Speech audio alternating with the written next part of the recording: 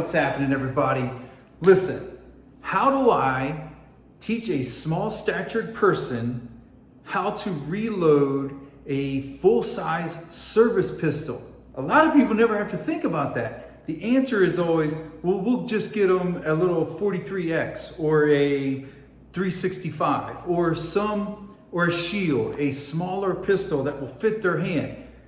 That's a great idea for the private citizen. But what about a military member, police officer, security person, someone who doesn't have a choice? A lot of those places will tell you, here's the approved list if you can self-purchase. Here's the approved list, pick one.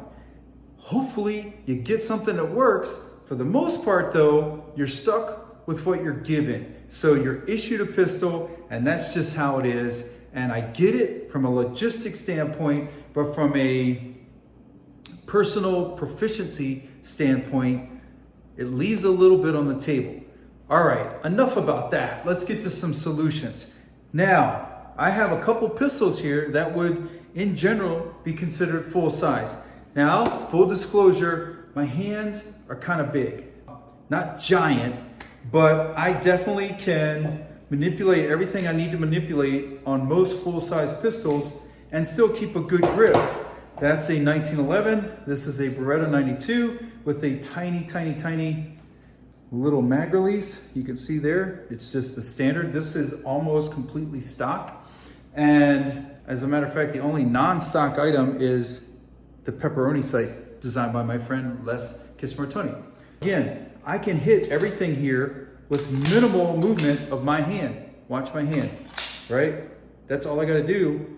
I don't even have to do a whole lot. I don't even do that. Right there. That movement right there is all I need to drop that out of there. And also, slides lock back, I can reach it with my thumb.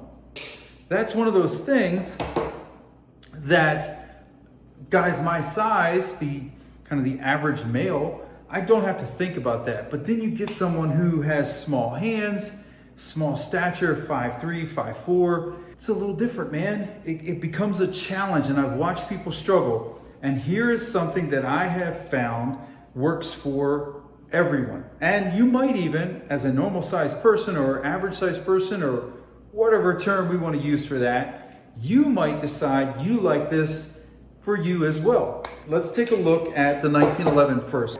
I was first shown this by D.R. Middlebrooks back in 2000.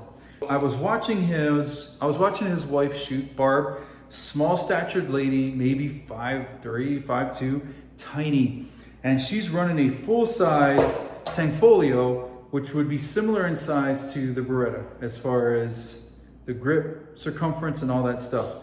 And I'm watching her shoot this thing and she's just running it, but I was really seeing how she was reloading. We were doing these drills where we were shooting plate racks. There was 3 plate racks, so 6 plates, and you had to hit a reload in between each plate rack. So you had 6 rounds, and so you had to make every round count, and then you had to hit your reloads. And I'm watching her just run this thing like a champ and hit her reloads just so smooth. And I realized she's doing everything with her support hand, with her left hand.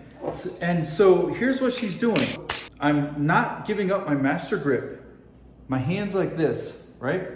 I'm gonna rotate the pistol like that so that my hand, my left thumb goes right there on the mag release without shifting my strong hand grips. Whether I can reach with my thumb or not no longer matters. It's no longer an issue because I'm going to drop back like that and hit that button, and that lets the mag drop out. Now, for our purposes today, I'm not going to drop the mag to the floor, so I'm going to show you the reload with retention version of that. But you can imagine that the speed reload, slide lock reload or speed reload, I would just hit this button, bring my hands apart, hit that button right there, and then bring up my other mag and feed it. We'll get to that in a second. Let's go ahead and look at what happens. Slides lock back.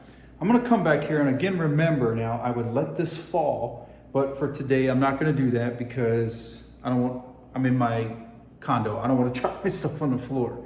All right, I'm going to come in here. My hands are together, right? I'm going to come back here and it drops out. Then I'm going to bring up my new mag, right? I'm going to feed it And then when I rotate, now watch what happens. When I rotate this over, my pinky goes underneath here, maybe even my ring finger too, and my thumb goes there on the slide lock. And then I pinch them together and make that motion. And that sends the slide forward. So one more time, find a way to show you guys here. That right there, right? I'm going to hit that mag release, let that mag come out, feed a new one in, and I'm just gonna, my hand never leaves. I'm just gonna rotate my hand into position. See how my thumb is right there and my ring finger and my pinky are right there? And then I just squeeze all that together. That sends it forward, and then I just bring my hands up. So I just bring my hand up, back to my grip, finger on finger, knuckle on knuckle, roll out and go to work. All right, so that's the 1911. And I'm sure a lot of people have seen that because that's a pretty common method of at least letting the slide go forward on 1911. A lot of people do that. That's not anything, shouldn't be anything revolutionary.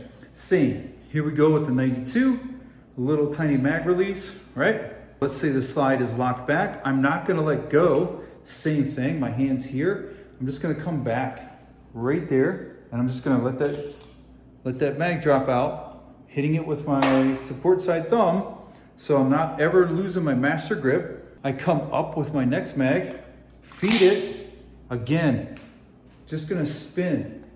I'm just gonna turn the pistol back around so it's ready, right? It's ready to be driven out. So I just turn it back flat, and hands come together, or my fingers come together under the base pad. My thumb is on the slide release, and I send it forward, and then I just shift my hand up to where it needs to be, and I'm back on target. All right, so one more time for the 92. If you have a smaller statured officer or military member and they have to figure out how to reload and drive this and they don't have a choice, they have to run a pistol this size. Here we go, got the grip, drop it in, right there. You can see that's all I do. Drop that in, right there, let it go. Mag comes out, new mag comes up, rotate my hand, let it go forward, and then drive. All right, how about that? Now, also works on Glocks. This is a Glock 21. This is actually kind of cool. This was my first special division or special assignment pistol that I was issued. This thing, it is a pretty sizable handful of pistol, man. Again, same thing, slide locks back, right? And I'm just going to open my hands, drop that in right there, hit that mag release, that drops the mag out, retrieve a new mag, bring that up, feed it, spin it in my hand, right there, that motion right there, send it forward with my support side thumb, and then back on track and back at it. Now, I hope this helps you guys. It's very simple. I know a lot of 1911 drivers will instantly recognize this stuff and go, hey man, oh yeah, that's how we were taught to manipulate the slide if you use your hand to do that. You can also, I get it, you know, if somebody wanted to, say you had someone, smaller statured officer, and slide drop locks back, if I could talk, they could do this. They could bring this in, manipulate with their support side thumb, the mag release, and come up with the support side thumb hand. You could bring the magazine up, feed it, right? So they bring their magazine up, the new mag, feed it, and maybe you don't want to teach your people to use the slide lock. 100% get it. All I'm going to do is I'm just going to rotate the pistol. So after I feed the magazine in, again, remember, smaller statured officer, I'm going to feed this mag in. I'm going to rotate the pistol over. My hand's going to come right over the top. My hand's just going to make that motion.